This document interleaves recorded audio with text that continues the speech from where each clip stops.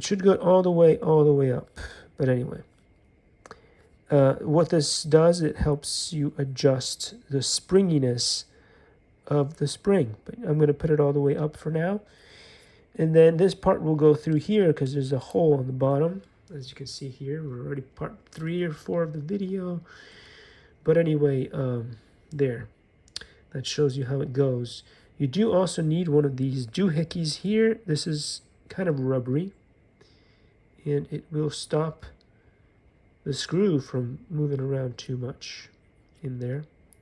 It also stops some of the oil from going through the system too quickly. And then you have one of these strange doohickeys here. And the smaller bits with the fat part goes downwards, and the larger bit there goes like this.